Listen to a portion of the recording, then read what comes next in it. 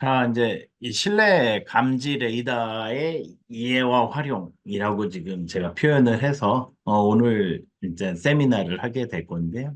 뭐 이제 기본 이론 얘기 드리고요. 레이더에 대한 기본 이론 좀 얘기 드리고 그다음에 이제 실내 감지 레이더에 어떤 종류가 있는지 어떤 이제 그 트렌드이며 뭐 어떤 요구사항을 가져야 되는지를 간략하게 좀 이야기를 볼게요. 그래서 이제 제가 이 세미나를 하는 목적은 이 실내감지 레이더를 활용성을 더 높이고자 함이고요. 산업진흥입니다. 산업진흥. 저희 제품만 팔고자 하는 게 아니라 뭐 다양하게 한번 아이디어를 내서 어떤 솔루션을 구축을 해볼 것인가에 대한 이야기가 하나가 있고요. 그 다음에 이제 이 레이더라는 이제 부분도 좀 이해를 시켜드리는 게 목적이고요. 그 다음에 이제 비즈니스 모델을 같이 한번 만들어서 같이 한번 협업을 해서 같이 한번 수익을 내보는 그런 재미있는 일들을 좀 해보고 싶은 게 목적이었어요. 예. 그래서 이제 그런 부분들이 있다라는 거 하나 말씀을 좀 드려보고요. 그래서 여러분들도 아이디어를 좀 많이 내보세요. 예. 항상 중요한 얘기인데 아이디어를 좀 많이 내셔야 저희도 이 아이디어를 가지고 한번 좀 더 생각을 해보고 그 다음에 어떻게 비즈니스로 연결을 할 것인가. 제 항상 생각은 뭐냐면요. 이 모든 기술은 다 비즈니스화 되어야 된다.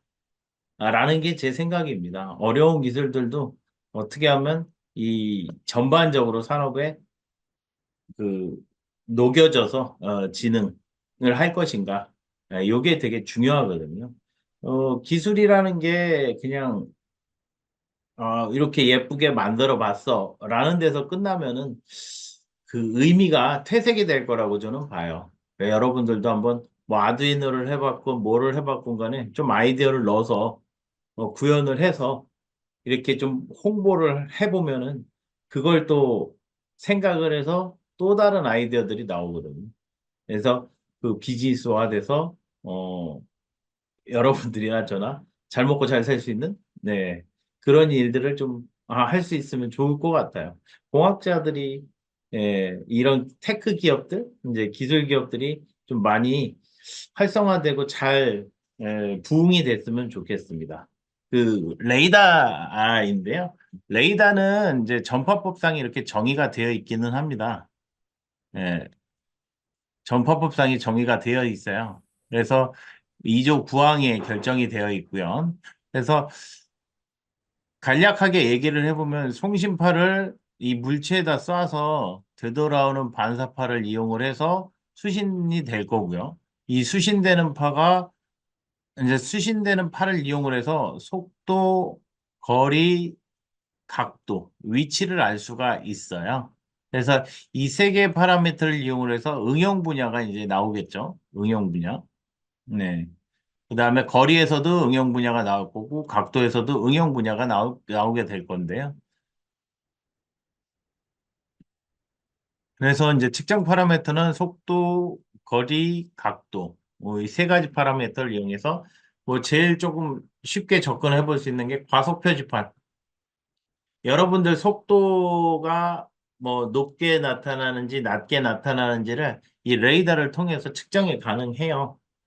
그래서 요 이야기 하나 드리고요. 그 다음에 유속, 그 물의 흐름 있잖아요. 그 물의 속도가 되게 중요하죠. 그래서 유속 측정. 그 다음에 호흡, 심박, 이제 낙상. 낙상도 이제 순간적인 움직임이거든요. 그런 것들이 있고요. 그 다음에 뭐 야구공이나 골프공에 대한 속도 측정이나 모션 센싱 같은 거. 여기 실내에서의 모션 센싱이니까 제 움직임을 감지를 해서 어떤 이벤트를 만들어내는 거죠. 어떤 동작을 하게 하는 거고요. 거리에서는 이제 차량 충돌 방지, 협착 방지나 지게차 후방 감지, 그 다음에 고소 작업대 천장 간의 거리 측정이 있죠. 그래서 그 이야기가 있고요. 그다음에 조금 더 체감적으로 다가오는 게 수위 레벨 측정이에요. 수위 레벨 측정.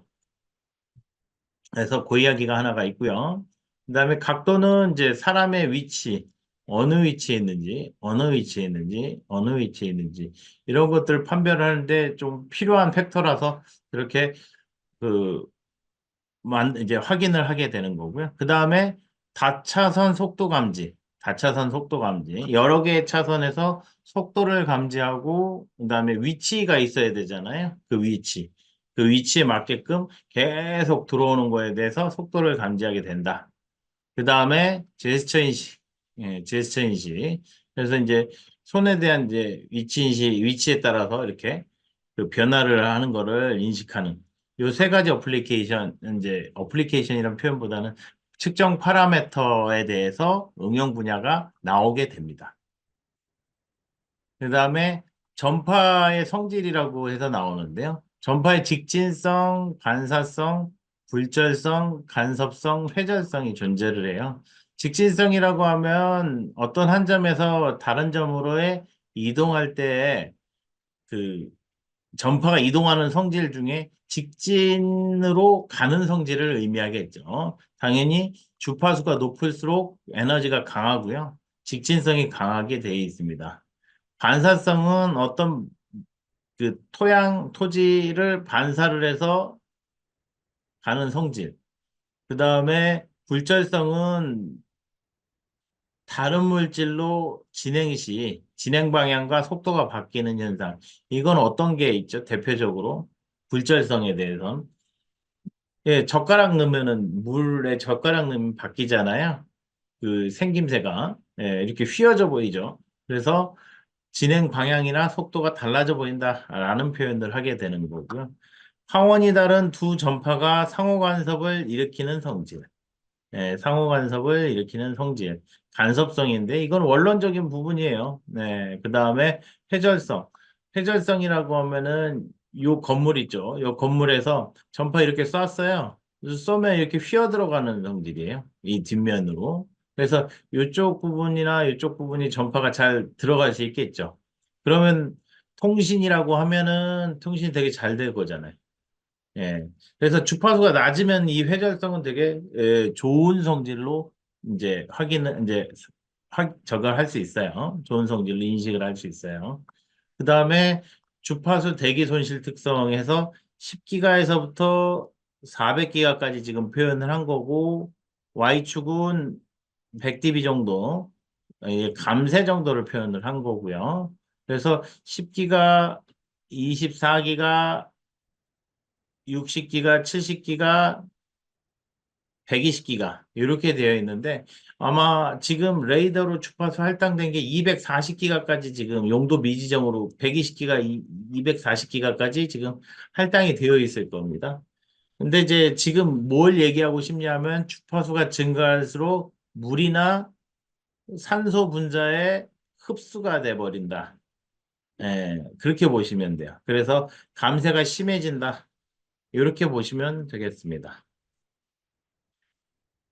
그래서 이제 이런 부분 60기가나 뭐 100기, 120기가나 이렇게 보면은 조금 감쇄 특성들이 되게 높죠. 높으니까 손실이 많아진다. 손실이 많으면은 원거리까지 전송이 어렵다. 예. 그러면 어떻게 해야 될까요? 원거리 전송을 높이기 위해서 파워를 세게 쏘는 방법이 하나가 있을 거고요. 그래서 여러 가지 기법들을 사용을 하게 될 것입니다. 그 다음에 레이더 송신파형. 레이더의 송신을 어떻게 하느냐? 두 가지 형태인데요. 하나는 CW, Continuous Wave. Continuous Wave는 요거죠. 예. 그래서 요 컨티뉴어스 웨이브인데요. 여기에다가 이제 첩이라고 하는 주파수를 수입을 해요. 낮은 주파수에서부터 높은 주파수까지 수입을 해서 FMCW라고 하는 방식. 이렇게 되면 이 CW 같은 경우는 속도만 알 수가 있는데 움직임이죠. 도플러 이펙트를 알 수가 있어요. 예. 도플러 효과에 의해서 도플러 주파수를 추출을 해낼 수 있는 게 이제 속도를 확인을 할 수가 있는 거고요. 여기에 FM을 걸어서 업첩, 다운첩을 만들어내고 그 첩 주파수를 송신하고 수신하고 차이가 또 발생을 하거든요. 그 차이 값을 이용을 해서 거리하고 속도를 알 수가 있어요. 예, 거리하고 속도. 그래서 FMCW는 이제 거리하고 속도를 필요로 할 때 사용을 한다. 당연히 이제 여러 가지 이 문제점들도 많이 존재를 하고요. 장점들도 존재를 하고요. 그 다음에 이제 두 번째 송신 방식이 펄스 방식이에요. 펄스 방식. 순간적인 펄스를 빵 쏘고 빵 쏴서 확인을 하게 되는 건데 거리하고 속도를 알 수가 있습니다. 거리하고 속도. 음. 그래서 펄스 방식. 그러면 CW 방식하고 펄스 방식하고 전력 소비는 어떤 게 더 클까요? 예, 당연히 CW, FMCW 방식이 그 전력 소모가 크다. 이렇게 보시면 되겠습니다. 당연히 펄스니까요. 이 펄스라는 거는 이 안에 이렇게 이 내부에 있는 에너지 성분이 그렇게 크지 않잖아요. 네, 그래서 이 이야기를 드릴 수가 있고요. 그래서 이제 이 속도, 거리, 전력, 구조, 구현 난이도, 정밀도, 거리 범위 이를 이제 되어 있고요. 지금 이 거리 범위 같은 경우는 한정적으로 좀 표현을 해봤어요. 산업용에서 사용될 수 있는 맥스 레인지. 예, 200m 정도가 최대거든요. 근데 최근에는 이제 4D 이미지 레이더, 4D 이미지 레이더에서는 300m 정도도 가능하더라고요, 보니까. 네, 그래서 뭐 고얘기가 있지만 일반적인 론에서는 이 정도 수준. 저희가 판매하고 있는 것도 이 정도 수준에서 이야기가 되고요. 그래서 속도는 이제 모든 방식이 다 가능하다. 거리는 CW만 불가능하다. 불가능하다. 그 다음에 전력 면에서는 펄스 방식이나 IRUWB 방식이 저전력이다. 구조는 FMCW 같은 건 되게 복잡해요. 왜냐하면 이제 첩을 걸어줘야 되기 때문에 첩이라고 하는 건 꾀꼬리라는 표현을 쓰는데 시간 변화에 따라서 주파수 변화를 이용을 해서 계속 걸어주고 이제 그러니까 변화를 주는 거죠. 주파수의 변화를 낮은 주파수에서 높은 주파수까지 수입을 하고요. 또 수입을 하고요. 또 수입을 해요. 이 역할을 하는 이제 컴포넌트가 있어야 되는 거죠. DAC나 아니면은 PLL 이용을 해가지고 해볼 수 있는 부분이고요. 삼각파를 만들어서 하게 되는데요. 그래서 복잡도가 조금 높아진다. 정밀도 면에서는 이제 이 CW나 FMCW는 센티메타인데 정밀도는요. 원래 레졸루션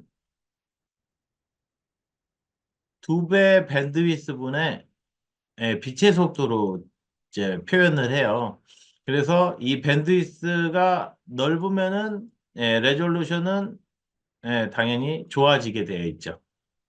더 정밀하게 볼 수 있다. 반면에 이제 펄스 방식이나 이제 ILUWB 방식 같은 경우는 밀리미터 정도의 그 정밀도를 가지고 있어요. 그 다음에 이 펄스 방식하고 IRUWB는 최대 10m 정도 쓸 수가 있고요. 물론 FMCW나 CW도 10m 내에서 만들어낼 수 있어요. 그래서 이제 이 레이더를 제가 고민을 조금 해서 보면은 인도어 어플리케이션하고 인도어라고 하면은 이 사무실, 공장 뭐 이렇게 조금 실내 이렇게 분위기를 이제 그 좀 분류를 해보는 거고요.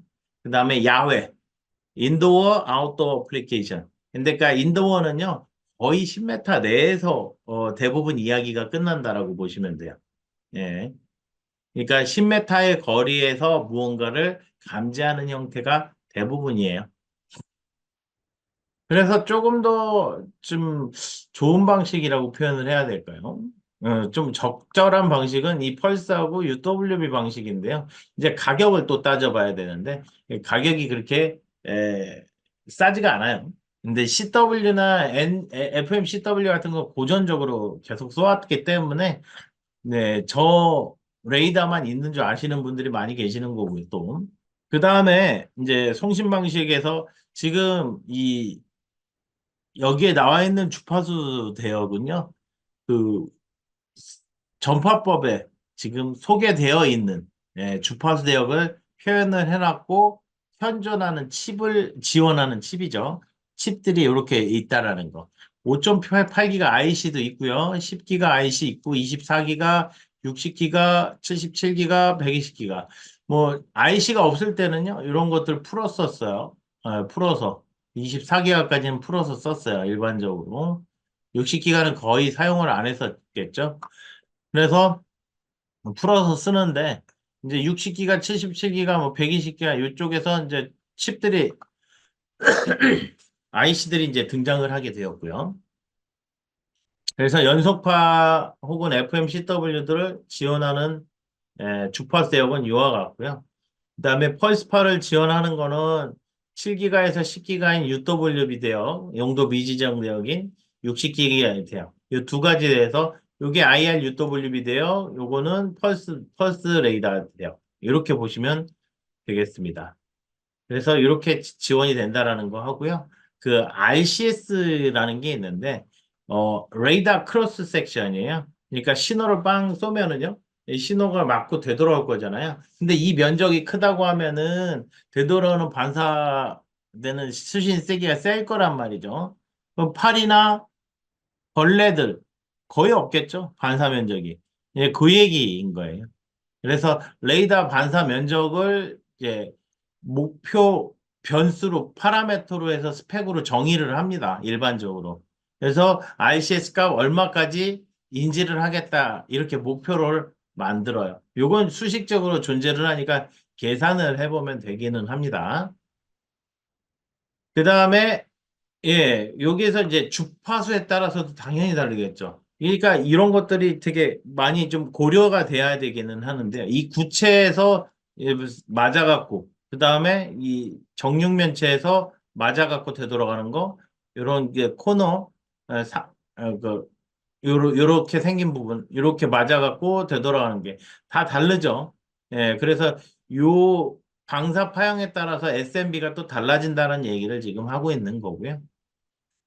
여기서 이제 레이더 크로스 섹션을 계산을 해본 결과치인데요. 그래서 0.01 벌레 같은 경우는 1제곱미터, 그 다음에 항공기 같은 건 4제곱미터 이렇게 되어 있죠. 이 반사 면적에 따라서 달라지니까 예, 그러니까 수신돼서 저게 어떤 물체다라는 걸 인지를 해야 되잖아요. 그래서 그런 부분들이 있다라는 거. 그러면 이제 어젠가 제 질문지에 이 얘기를 하시는데요. 어, 사람하고요. 사람하고 사물하고 어떻게 분리를 해볼 수 있는지, 인식이 가능한지. 요거는 이제 뭐 일반적인 기법은 스레스홀드 값이라고 하는데 이 큰 값들만 걸러내는 거죠. 요 큰 값이 이제 우리 이 실제 원하는 타겟 물체라고 보실 수 있거든요. 그래서 이런 식으로 걸러내요. 예. 근데 이제 반대로 이 반사 면적이 큰 것들은 이제 방법을 어떻게 해야 될까요? 예, 필터를 또 잘라내야 되겠죠. 필터로. 내가 원하는 물체가 이제 이렇게 작다고 하면은요. 필터 잘라내고, 이제 요 스레스홀드 레벨 값을 또 조절을 하는 거죠. 요 레벨에 맞춰서. 뭐 적응적으로 스레스홀드 레벨 값을 좀 이제 바꾸는 방법들도 존재를 하고요. 예, 그래서 그 C파라고 하는 알고리즘들이 들어가요. C파. 예. 컨스턴트 폴스 알람 레이쇼 레이트.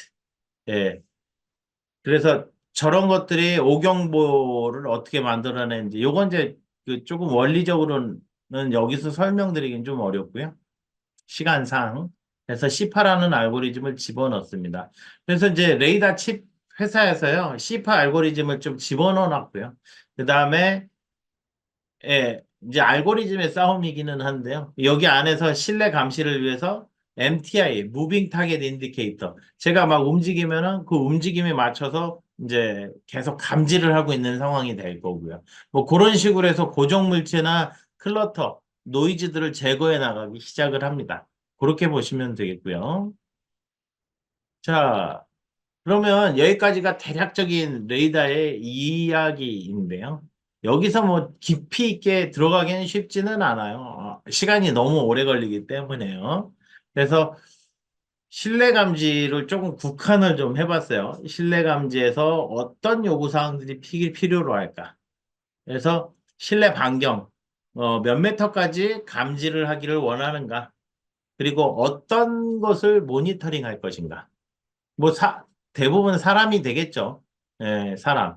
뭐 대기업에서는 이런 것들도 할 수 하고 있어요. 뭐냐면 에어컨이 사람이 한 명 나타날 때, 두 명 나타날 때, 세 명 나타날 때, 이 세 개를 조절을 해줘 버리는 거죠. 뭐 그런 것도 재밌는 거고요. 공기청정기, 그 다음에 에어컨들, 최근에 레이더들이 이제 들어가고 있는 추세고요. 이렇게 어떻게 보면은 이제 가정기기를 위해서 레이더를 이제 그 가정기기의 정밀한 제어를 위해서 레이더가 필요한 거네요. 그 다음에 사람과 동물의 구분 이런 것들은 참 어려운 부분들이 있죠. 왜냐하면 두개다 움직임이 있는 거잖아요. 그래서 이걸 어떻게 구별할 것인가? 뭐 지속적으로 반사파의 패턴들을 구해내야 되거든요. 그래서 패턴을 구해내서 이제 이거는 이제 사람이다. 이거는 동물이다. 이렇게 구별을 해낼 수 있습니다. 그 다음에 뭐 실내 감지에서는 뭐 벽 투과성은 솔직히 의미가 별로 없어요. 왜냐하면은 한 섹터당 이렇게 하나씩 센서들을 놔야 되기 때문에 그렇거든요. 근데 여기서 주파수 선정은 되게 중요한 의미를 가져요. 예, 주파수가 낮으면 낮을수록 회전성이 되게 좋기 때문에 넓은 감지 환경을 갖게 된다. 반면에 문제점이 발생을 하는데 너무 작은 주파수들도 검출이 된다는 문제가 존재를 해요. 너무 작은 주파수라고 하면은 예를 들면 선풍기에 반응을 해버려요. 예, 사람이 아니잖아요. 선풍기에 반응을 해버리니까. 그래서 그런 문제, 팬에 반응을 해요. 이런 것들은 이제 필터링 기법을 또 이용을 해서 그러니까 하이패스 필터 기법을 이용을 해야 돼요. 일단 일반적인 거예요. 이게 하이패스 필터를 이제 이용을 해서 걸러내야 되겠죠. 어쨌든 간에 반사파로 들어오는 거는요, 주파수 도메인에서 보면은 낮은 주파수 있고, 뭐, 내가 원하는 주파수도 있을 거거든요. 그래서 소프트웨어적으로 처리를 하게 되어 있습니다. 이렇게. 그럼 내 주파수만, 내가 필요한 주파수만 이렇게 통과가 되면 제일 좋겠죠. 예. 근데 이렇게 디지털 필터링을 하게 되면은요, 속도 부분하고 또 뭘 고려를 해야 되냐면은 복잡도예요. 소프트웨어 복잡도. 복잡도가 너무 높아지게 되면은 이게 굉장히 어려움이 많은 거죠, 상황이. 예. 에러 날 확률이 높아지기 때문에 그렇습니다. 그 얘기 하나 드리고요. 그래서 주파수는 좀 높은 쪽으로 갈 수밖에 없는데 최근에 트렌드를 보면은요. 60기가가 조금 대세가 되고 있는 것으로 보여요. 실내 감지에서. 예. 그래서 실내 감시에서 또 뭐가 또 중요할까요? 예, 중요? 예. 요구사항이요. 뭐가 있을까요? 위치거든요, 위치. 그리고 이제 people 카운팅을 하고 싶어 해요. 뭐 그런 부분들이 있으니까 60기가가 아무래도 좀 좋은 특성을 가질 수도 있어요. 예. 그리고 24기가도 괜찮게 쓸 수는 있습니다. 근데 이게 또 뭘 또 봐야 되냐면 가격 부분도 봐야 돼요. 그래서 가격 구분이 어떻게 되는지 한번 또 살펴봐야 되는 부분은 있습니다. 낮은 저가로서 이제 계속 확인을 하고자 한다면은 10기가 대역이나 5기가 대역을 사용을 해야 되고요. 그 다음에 이제 여기서 보시면 송신 방식을 결정을 해야 된다잖아요. 송신 방식은 이제 펄스 방식으로 갈 거냐, 아니면은 컨티뉴어스 CW 방식으로 갈 거냐. 이렇게 두 가지 형태를 좀 고민을 해봐야 되겠죠, 당연히. 그 다음에 망 구조. 요새 그냥 실내 감지만 하지 않고요. 여기에 이 공간 안에 뭐 일단 감지가 되느냐 안 되느냐에 계속 레포트를 중앙에서 관제를 하려고 해요. 네. 그래서 그 관제 구조 때문에 관제 프로그램들 때문에 이 망 구조가 이제 필요한 거죠. 그러면 이제 인터페이스들도 고민을 해야 되고요. 모니터링도 같은 맥락이고요. 그 다음에 데이터를 수집을 해서 어떤 예측을 할 것인가. 여기까지가 이제 최근에 동향이 되겠네요. 그래서 데이터 수집해서 예측을 하죠. 이런 것들이 어디에 필요할까요? 어디에? 뭐 에너지 세이빙 쪽에 되게 중요도가 높은 상황이에요, 지금. 네. 사람이 없으면 이제 전력들을 다 꺼줘야 되잖아요. 뭐 그런 부분들 연계가 되어 있죠, 이제. 그 다음에 위험 상황도 예측을 해볼 수 있는 거죠. 위험 상황. 그래서 말씀드렸듯이 이제 트렌드 변화는 어떻게 되냐면 단순한 온오프 수준에서 벗어나고 있어요. 예, 예를 들면 이제 화장실 감지에서는요, 화장실에 앉아 있으면 이게 꺼져요, 일반적으로. 이 단순 움직임 감지를 사용을 하게 되면요. 그럼 어떤 감지를 해야 될까요? 예, 뭐, 여튼 간에 움직임이 필요한데, 그 움직임이 있는 부분들을 또 검지를 해야 될 거니까, 이거 가만히 있을 때 움직임이 있는 거는요, 뭐냐 하면은, 제 호흡이잖아요. 호흡 혹은 심박인데 심박은 너무 작아요. 예. 주파수가 작아서 검출하기 매우 어렵거든요. 그래서 기본적으로 호흡 상태는 예, 보여지니까 그 마이크로, 매크로 이런 식으로 나눠가지고 그 움직임의 판단을 합니다. 그래서 호흡을 판단을 할 수가 있어요. 뭔가 계속 존재하고 있다라는 걸 알 수 있으면은 당연히 예, 그 조명 끄지 않아도 되겠죠. 음. 그래서 요거 좀 고가형이에요. 예, 고가형으로 지금 되어 있는데 저희도 요 부분은 이제 가지고 있으니까 예, 요 제품으로 가지고 있어요. 그래서 이 고가형으로 좀 들어가게 되고요. 아, 물론 이제 여러분들이 많이 구매를 하신다면은 당연히 저가형으로 만들어야죠. 예, 아직까지는 이제 그 용도 자체가 그렇게 그 쓰임새가 크지 않기 때문에 근데 이제 바뀌고 있는 상황이다라는 거 하나 말씀을 드리고 싶고요. 근데 이제 여기서 이제 제시 감지가 조금 더 발전을 해서 호흡, 심박, 낙상까지 이 동시에 감지하면 좋은데 동시에 감지하는 모듈들이 좀 존재는 하거나 요렇게 호흡, 심박 따로, 낙상 따로 이 두 모듈을 이렇게 붙이면 되잖아요. 예, 이렇게 하거나 두 가지 형태가 될 겁니다. 당연히 고가형이고 60기가로 구현을 하는 게 일반적이에요. 그래서 호흡, 심박, 낙상 계속 그 트렌드들은 바뀌게 되어 있어요. 뭐 여기에 또 많은 이슈들은 존재는 합니다. 예, 존재는 하고 있고요. 그다음에 이제 사람과 사물의 구분을 어떻게 하느냐에 대한 질문이 있으셔서 여기다 좀 집어넣어 봤는데요.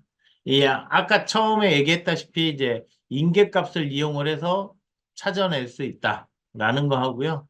그다음에 사람은 호흡 혹은 심박의 움직임이 존재하고 정지하게 될 경우 이제 미세 감지를 해서 호흡을 감지를 하게 돼요. 예. 그다음에 AI 기반 감지가 또 있어요. 최근에는. 그래서 사람과 동물을 인식을 해서 분리를 하는 거죠. 계속 지속적으로 패턴에서 학습을 시켜가지고. 그래서 이렇게 세 가지가 트렌드인데 당연히 세 번째가 가격이 제일 비싸겠죠. 이런 부분들은 고민을 많이 할 필요가 있어요. 진짜 비즈니스적으로 필요하다고 하면 해야 되겠죠. 예. 근데 계속 트렌드는 바뀌어요. 제가 최근에는 이제 엣지 온 디바이스들 있잖아요. MCU 상에서 내부에 학습시킬 데이터를 집어넣어갖고 학습을 시켜갖고 검지를 해서 예측을 할 수가 하거든요. 그러면 이제 이런 것들도 해볼 만하겠죠, 상황은. 그래서 좀 그런 부분들도 좀 고민을 해볼 필요는 있어요. 그래서 가장 대표적으로는 사람과 사물의 구별은 1, 2, 3번과 같이 한다. 자, 그래서 실내 감지에서 움직임에 대한 속도를 검출을 하는 거거든요. 근데 이게 속도가 막 엄청 높지가 않아요. 되게 작아요.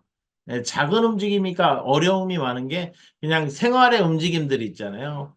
선풍기, 팬 소리, 이런 것들. 이런 것들도 주파수거든요. 그래서 이런 부분들이 다 잡히는 거예요. 상황들은. 그래서 이제 그런 부분들에 대해서 어떻게 처리를 할 건지 하고는 처리는 안 할 건지. 예. 처리를 안 한다는 얘기는 어떻게 되겠어요? 그냥 그런 소리들이 적은 쪽으로 설계가 되는 거죠. 예, 위치가 되겠죠. 설치가. 음, 그렇게 보시면 되겠고요.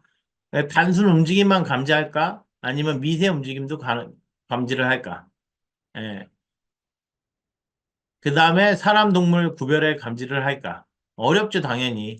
예, 상당히 많은 시간을 할애를 해야 해서 알고리즘을 구현을 해야 됩니다. 그 얘기 하나 드리고요. 예, 송신 방식은 이제 결정을 해야 돼요. 예, CW 할까, FMCW 할까, 펄스 할까, IRUW를 할까. 근데 이제 일반적으로 저런 이제 단순한 움직임에 대한 감지는요, CW로 하는 게 일반적입니다. 네, 최근에는 이제 중국산 모듈 가지고 시도를 하는데 감지율이 좀 많이 떨어지는 경우들이 많다라는 게 일반적인 의견이에요. 그 다음에 펄스나 IRUW, 펄스는 이제 펄스 방식이 그나마 좀 괜찮은데 이 펄스 방식은 5m 이상 하기가 쉽지는 않아요. 그런 부분들이 있어요. 그러니까 거리 부분, 감지 각도 부분, 그 다음에 실제 감지되는 감지 확률, 이렇게 이제 변수가 되겠네요. 이런 부분들을 잘 고민을 해봐야 된다. 그 다음에 사용 주파수 선정은 뭐 전 주파수가 다 돼요, 되기는. 그래서 5.8기가, 10기가, 24기가, 60기가까지 되고요. 77기가도 실내에서 할당된 게 있어요. 예. 그래서 LG U 플러스 쪽에서는 낙상 감지용 레이더가 77기가로 디자인이 되어 있고요. 근데 이제 이런 것들은 이제 칩 가격들이 비싸서 못 써요. 그리고 그 질문사항 중에 포인트 클라우드 그 데이터가 나오는지의 유무인데요. 기본적으로 이제 안테나가 개수가 많아지면 포인트 클라우드 데이터가 나올 수 있어요. 그렇게 보시면 되고요. 그 다음에 뭐 설치 방법은 가급적이면 대각선으로 설치를 하는 게 일반적이고요.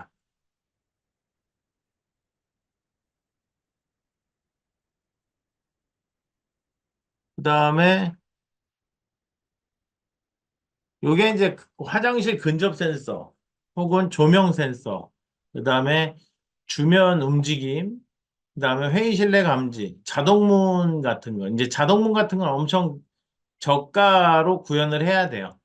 이게 이제 요렇게 거묵해 보이는 게 자동문 센서인데 이 센서만 또 만들어서 판매하는 업체들이 있어요. 릴레이 연결을 해갖고 저게 한 3에서 5만 원 정도 수준이거든요. 그러니까 저기서 이 그 자동문 센서 감지 부분을 하는 제조하는 업체는 더 싸게 받아야 되니까요. 그다음에 유해동물 근접 감지 이런 것들은 조금 가격을 높게 써서 받을 수는 있어요.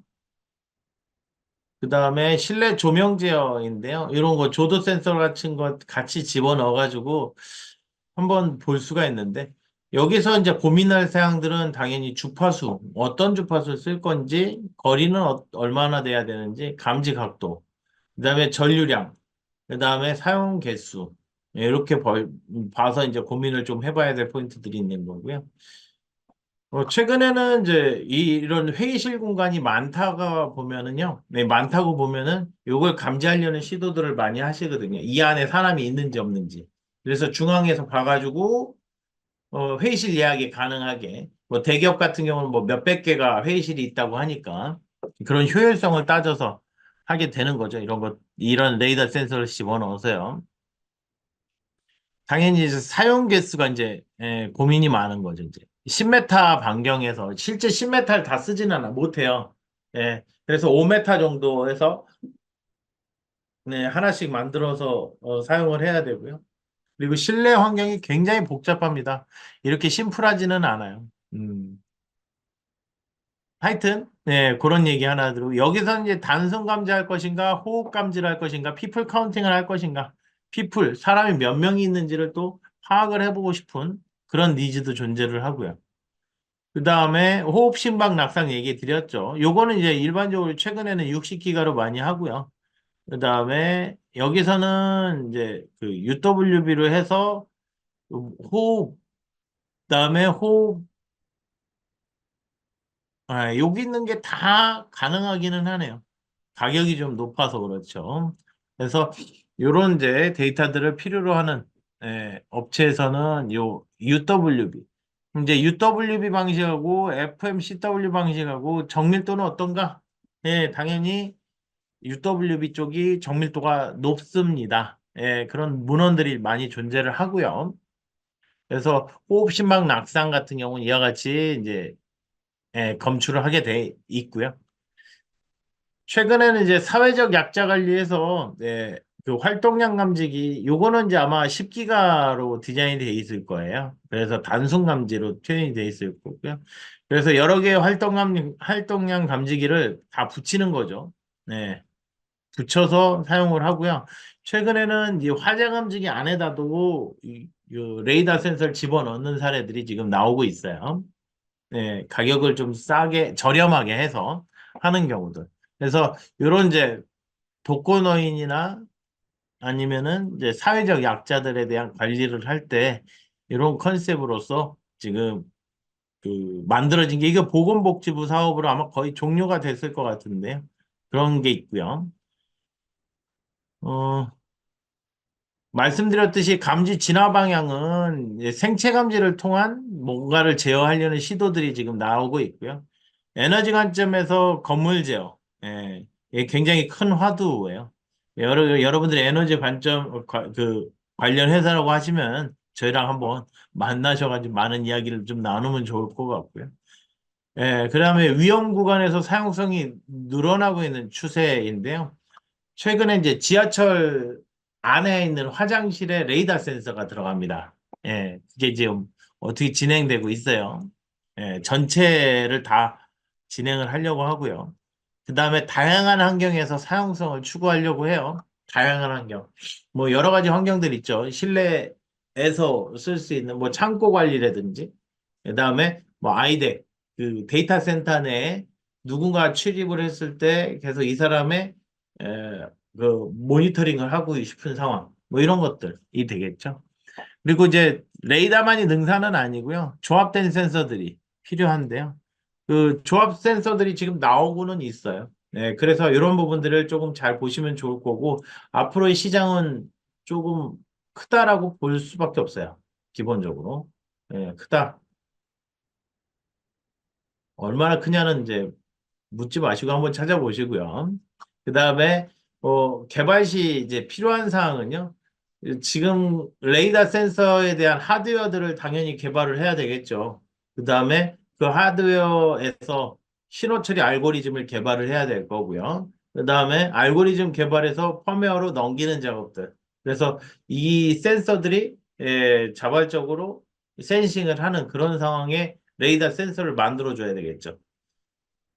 그렇게 보시면 되겠습니다. 그래서 개발 시 필요한 사항들은 이런 부분들이 있고요. 아까 말씀드렸듯 안테나 설계 개발인데요. 이게 이제 이런 식으로 외부에 나와 있는 것들은 개발을 해야 되고요. 60기가에서부터는 이제 이 칩 안에서 빌트인 돼서 나오는 것들이 좀 있어요. 그래서 그런 것들을 이용하면 실내 감지 같은 경우는 좀 괜찮죠. 예. 저 안테나 개발하기가 좀 까다로워요. 왜냐하면 그 주파수가 워낙 높다 보니까. 그런 부분은 하나 존재하고요. 그 다음에 렌즈 안테나는 당연히 필요할 때 이 레이저 빔같이 쭉 나가니까요. 그런 부분들이 하나가 존재를 하고요. 그 다음에 120기가 이런 것들은 이제 칩 안에 들어간다는 걸 좀 보여드리는 거고요. 그래서 안테나 설계는 이제 툴 가지고 해야 되고요. 이게 손으로 할 수가 없어요. 기본적으로. 그 다음에 이제 감지 각도하고 거리 특성에 맞춰서 이 안테나가 좀 설계가 돼야 된다라는 얘기. 그 다음에 신호 처리 알고리즘은 이와 같은 블록으로 거의 대부분 처리가 돼요. 요거는 이제 FMCW의 사례인 거고요. 또 뭐죠? 그, 펄스 방식. 펄스 방식에서의 신호 처리는 좀 다른데 조금 더 쉬워요. 근데 거기서도 이제 IQ 데이터 뽑아가지고 뭐 할 수는 있는데 뭐 그렇고요. 여기까지 이야기를 좀 드려볼게요. 그 다음에 네. 자, 요게 이제 끝이고요. 질문 나온 거 몇 가지만 좀 보고 얘기를 드릴게요. 지금, 네, 실내 감지 레이더용 안테나는 솔직히 그 안테나를 설계할 이유는 별로 없어요. 왜냐하면 10m 안에 들어와 있기 때문에 그 대부분 다, 가능해요. 24기가도 가능한데 그 알고리즘을 만들어야 되겠죠. 매크로 무빙, 마이크로 무빙. 요 상태에서의 감지를 그 알고리즘을 두 개를 만들어서 그 RTO에서 올려야 될 겁니다. 예. 그다음에 실외 감지는 어떤 게 더 좋냐면 길이가 더 좀 더 나오는 게 좋겠죠. 그래서 24기가 제일 좋습니다. 24기가가. 네. 60기가도 좋은데 가격이 좀 비쌀 거고요. 그다음에 펄스 방식은 24기가가 없어요. 예, 요게 문제인데 조금 만들어졌으면 좋겠다는 생각도 들기는 하고요. 중국 제품이요. 중국 제품이 월등히 싸죠. 월등히 싼데 문제는 이제 성능은 조금 애매해요. 이게 저희도 마찬가지로 뭐 오랜 동안 써보질 않은 저희가 이제 저희 레이더는 이제 계속 걸어놓거든요. 에이징 테스트를 해가지고 계속 지속적으로 확인을 하면 뭐 고장은 없으니까 지금까지 몇 달씩 걸어놔도요. 근데 중국 제품들은 감지부터 요율이 조금 달라진다라고 이야기하는 부분들은 있어요. 그래서 이제 중국 제품을 어떻게 해야 될지 좀 고민이에요. 어, 저렴하니까 좀 써보고는 싶은데, 저희는 이제 솔루션을 만 차원에서, 센서는 센서대로 만들 수는 있는데, 솔루션 만든 차원에서는 굳이 이렇게 저희 걸 만들어서 넣을 이유가 없을 때도 있거든요. 그리고 이제 이 중국 제품은 인증 문제가 좀 걸릴 거예요. 인증 대응이 원활하지 않을 겁니다. 그 일반적으로 그 위에서 측면에서 보면은 요런 부분에서 설계를 해놔요. 그 요쪽에 문이라고 하면은요. 그래서 이런 식으로 감지를 하게 되는 거예요. 이게 대각선 설치라고 하는 거거든요.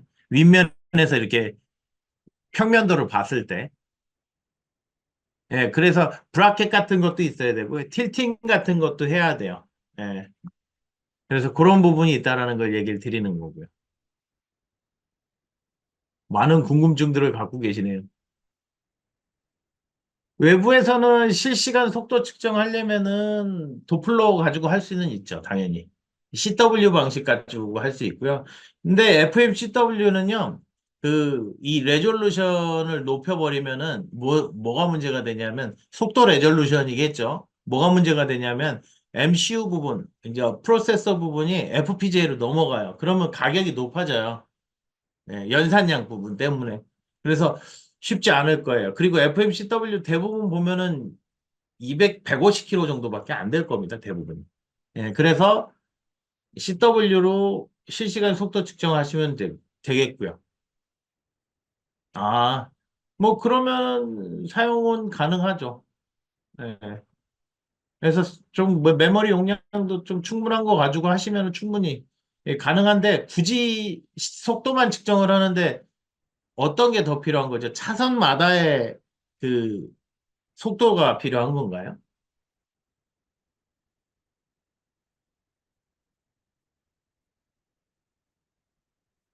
아, 그러면 어쩔 수 없이 그 FPGA를 쓸 수밖에 없을 겁니다. 예, 뭐 그래서 그렇게 개발을 하시면 되고요. 그 다음에 또 뭐가 있나? 예, 그 포인트 클라우드는 데이터가 나와요. 나오니까 실내 감지에서 PIR은 에러율 때문에 그래요. 이제 결국은 초음파, 레이저, 카메라, 그다음에 PIR 이렇게 쓸 수 있는데 이 PIR의 경우 에러율 때문에 다 에러율 때문에 그렇고요. 환경적 온도, 습도, 기온, 온도, 습도, 온도, 습도 그다음 뭐 있죠? 하나 더 있는데 하여튼 그런 부분에 대해서 취약성을 가진 게 대부분이에요. 그래서 레이더가 가장 적합하기 때문에 레이더를 쓰는 거고요. FMCW는 미세 감지는 어느 정도 수준일지 모르겠으나 미세 감지가 좀 어려울 수는 있겠죠. 다만 제실에서 FMCW 쓸 수 있어요. 예.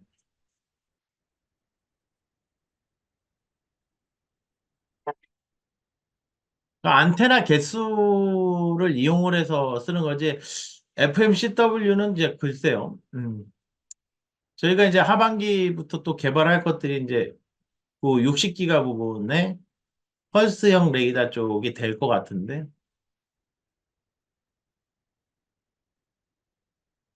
1, 2와트 정도 소모가 될 겁니다. 되게 높아요. 저게. 예. 그래서 아마 TI 칩으로 하시게 되면 2A 정도 아마 맥스를 놓고 계산을 하셔야 될 거예요. 전력 소비. 예. 굉장히 발열도 심하겠죠?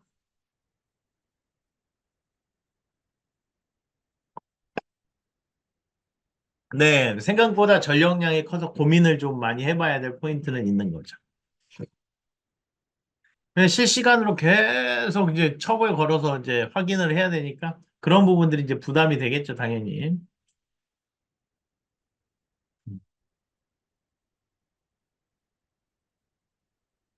그 다음에 또 뭐가 있을까요? 뭐 대부분 얘기가 됐어요, 여러분들이. 아, 하나, 최근 이제 와이파이로도 뭐 가능하자고 말씀을 하시는데, 와이파이로도 실내 감지를 하려는 시도를 계속 하고 있습니다.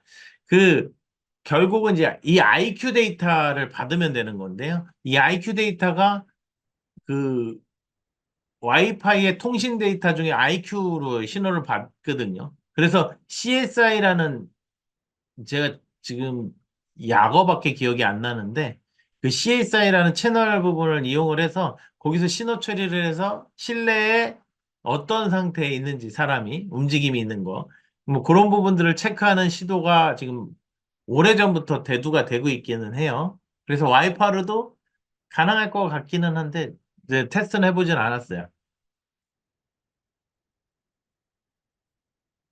환경적 영향 이슈. 실외에서는 비가 오나 눈이 오나 레이더 반사에 대한 환경적 이슈. 환경적 이슈는 별로 없죠.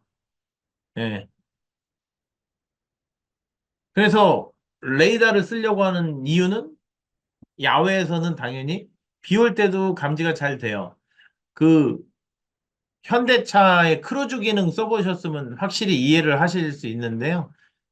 비 많이 올 때 한번 켜보시고, 그 다음에 뭐죠? 눈 많이 내릴 때 한번 켜보세요. 다만, 저런 건 있더라고요. 최근에, 언제야? 3월인가? 2월인가? 눈 많이 좀 내렸을 때 있거든요. 3월에.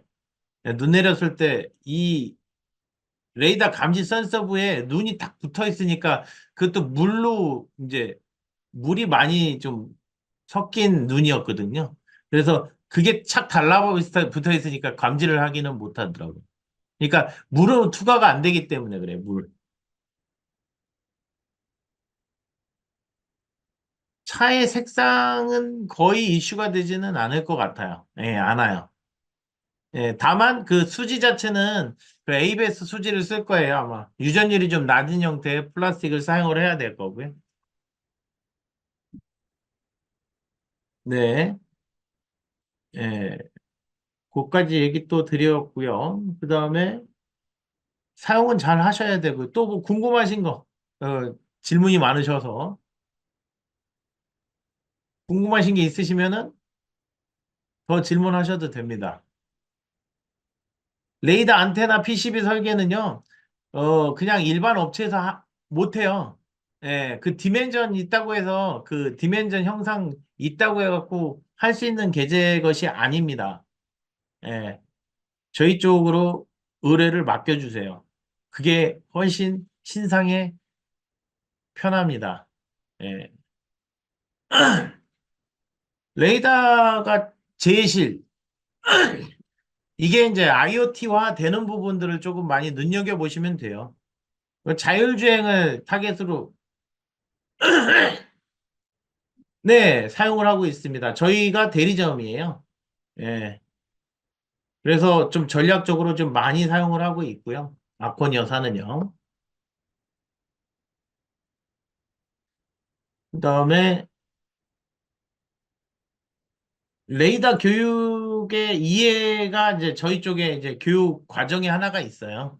예, 그걸 먼저 좀 보신 다음에 레이더 알고리즘에 대해서 조금 보시면 되겠고요. 그 다음에 뭐 하드웨어 관련돼서는 그 트랜시버를 사용하려는 트랜시버를 조금 더 집중적으로 공부를 좀 해보시면 좋을 거고요. 그 TI 같은 데는 쪽에 많아요. 뭐가 많았냐면 그 응용 문서들 그걸 잘 하시면 어 그 잘 보시면 눈여겨 보시면 될 것 같은데 만약에 그것도 어려우면은 이제 저희 쪽이랑 같이 협업을 하시면 될 것 같고요. 그 다음에 레이더가 앞으로 어느 시장에 가장 매출이 많이 나올까요? 라는 거는 자율주행을 제일 많이 바라보고 있을 거예요. 그 다음에 이제 제실 감지도 굉장히 많을 겁니다. 앞으로 다 바꿔야 되니까요. 왜 그러냐면 에너지 때문에, 에너지 세이빙 때문에 그 표준화까지 가게 될 겁니다. 그 두 축이고요. 그 다음에 헬스케어 쪽, 뭐, 얘기하니까 다 매출이 높아질 부분들밖에는 없는데요. 그래서 그 지금 현재 레이더들이 국산화된 게 거의 없어요. 예, 산업용에서 쓰는 것들은 다 외산이에요. 그거 다 전량 교체해야 되거든요. 가격이 너무 높아서 수백만 원, 수십만 원으로 만들 수 있는 걸 지금 수백만 원에 매입을 해가지고 사용을 하고 있어요. 근데 국산이 있는 줄도 모른대요. 어떤 분. 예, 그래가지고 전량 국산화가 또 이루어져야 돼요. 왜냐하면 그렇게 되면 가격이 상당히 절감이 될 거기 때문에 그 공기관에서도 쓰고 철도에서도 레이더를 많이 써요. 예. 그래서 뭐 그런 부분들도 있다라는 거. 네, 저희 쪽에선 뭐 센서 공급 가능합니다. 뭐 저희도 개발도 다 만약에 개발이 필요하시면 하드웨어 부분 모듈 만들어서 이제 그 공급을 해드리기도 하고요. 네.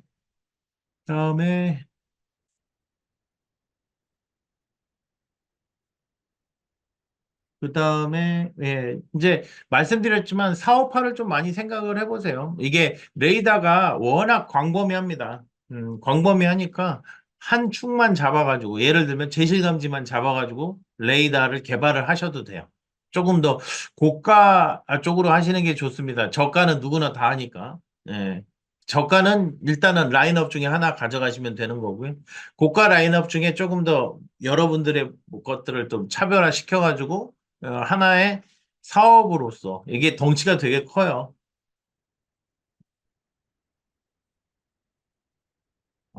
저희 브로셔라기보다는 저희 커스텀이기 때문에 저희 웹사이트 보시는 거가 좀 편하실 거예요. 여기나 아니면